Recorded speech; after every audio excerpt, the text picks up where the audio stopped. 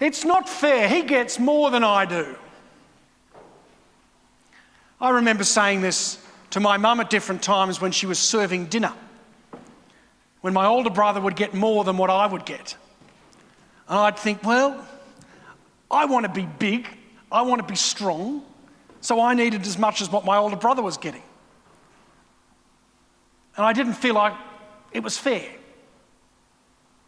At times, I think as children, first things we learn to say sometimes is no. But then as teenagers, we learn to say it's not fair. There's probably a few teenagers around the church who probably know what I'm talking about. And I'm sure there are adults, parents who know what I'm talking about as well. It's not fair.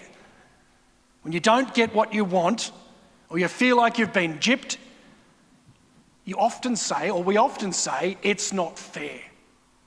And the gospel today, you have a group of people who are saying it's not fair. We worked a whole day and we get the same as someone who only worked less than 1 hour.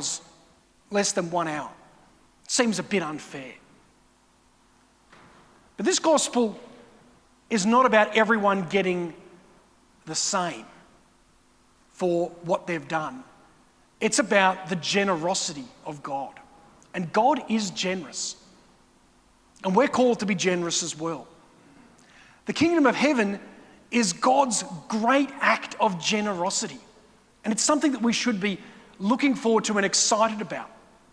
And the beautiful thing about heaven is that someone who converts and at the very last minute of their life, someone who's lived a terrible life but turns to God and says, God, I'm sorry for my failings, I want you in my life, that person is given a place into heaven.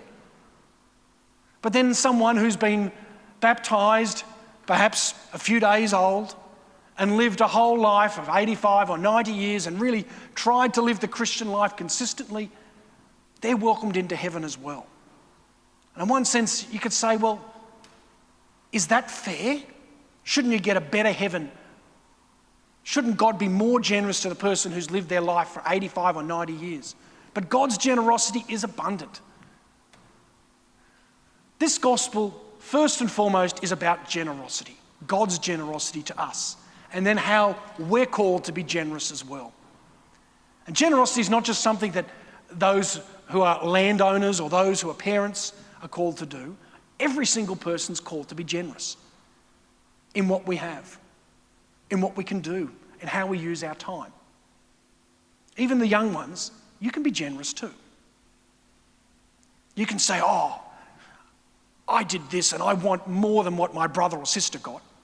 Or you can say, I've contributed positively, generously, and if I receive something in return, well, that's good. If I don't, well, that's good as well. Sometimes I've heard kids, and I might have even done it myself, think, oh, well, I've done so well this year, I expect to get lots for Christmas. And then you don't get as much as what you want to get, and you're disappointed. However, generosity goes two ways. One is that we need to be generous in the way we give, but also generous in the way we receive. So that's the first thing, generosity. Second thing about this gospel I want to talk about is about the people who are standing around in the marketplace. So you have the landowner who gets up, has a big vineyard and needs lots of workers. Anyone who's got a farm or needs people to pick during picking season knows that you need lots of people to start picking whatever fruit or whatever you're picking. Goes out at the beginning of the day when people should actually be beginning to start their day of work and hires everyone who was available. Takes everyone from the marketplace, says, come to the vineyard, we've got work to do. And they start working. And they agree 1 denarius a day. Comes back 3 hours later and he realises there are people there who perhaps didn't get up ready to go at the beginning of the day. It's now 9 a.m. and they're thinking, oh, well, what do? We'll wander around the marketplace. And this guy comes and said, hey, what you doing? Let's go to work. Comes back at midday, collects more who were just standing around, who knows what they're doing. And then he comes back at 3 p.m, the 9th hour, collects up more. And then it's very interesting. He comes at the very end of the day, 5 p.m, the 11th hour of the day, And he says to these men, what have you been doing? You've been standing around idle all day long. What have you been doing? That's a great question. Were they actually looking to get a job? Well, they weren't there at 6 a.m. They weren't there at 9. They weren't there at 12. They weren't there at 3. They weren't even looking to do a day's work.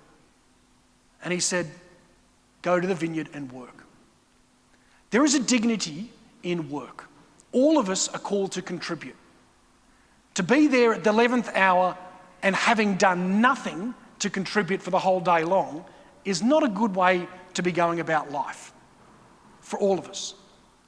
The church teaches, and it's there clearly in this gospel, the importance of work.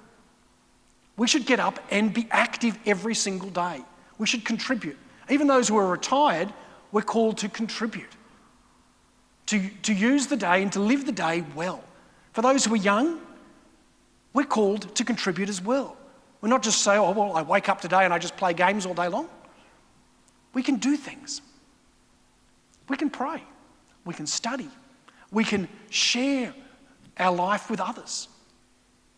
We can enter into conversation, enrich others. From the very young, we can do this. So there's a dignity in contributing. And so the landowner says to those who hadn't contributed anything for 11 hours of the day, he says, come and work, even just for 1 hour, because it's important to contribute. I think that's very important for all of us. And even in where we're at in the world at the moment, there is more unemployment, although the figures went down this week here in Australia just a little bit, but we're expecting unemployment to increase quite significantly over the next 6 months, 12 months, is what the government's saying. But it's important for all of us to find ways to contribute, to not just live our lives idly. There's a dignity and a sanctity, a godliness in contributing, in working. So today, 2 things from the gospel. One is be generous. God is generous with us. He's generous with those who were idle all day long, did nothing until the very, very end of the day. And God still says, go to the vineyard, work, and receive the reward. So be generous.